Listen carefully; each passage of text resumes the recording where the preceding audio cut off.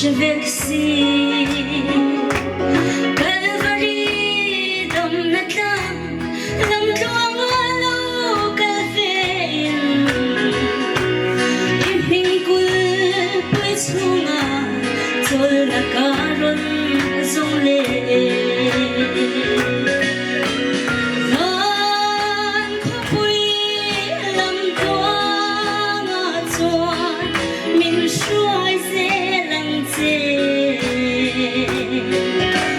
tluang ka tharaw le taksa adom henang nat na le tluk na ram beidon na shinun hi chua sanin ithena min chol dir hun kang hak le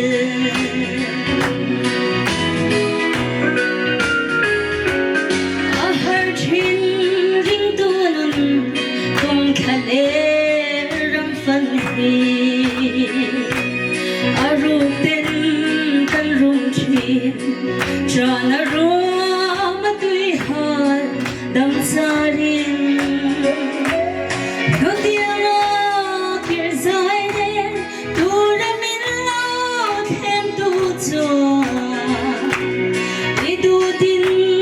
rem nein Ka choi sangang chemin ti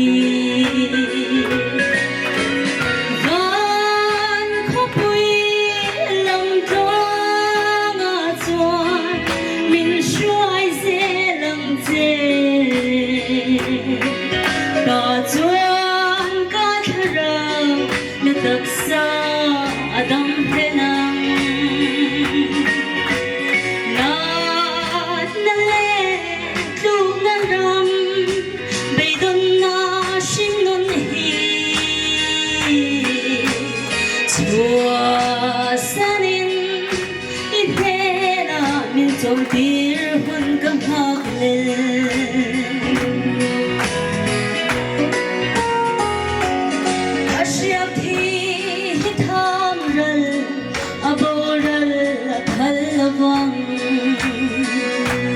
lalpa ha tu te chuan an chak na te an siam thar le ang chung mu pui ang khazar a thoko leng lein mo kan be se ni kan ai sing bia ram kan khengang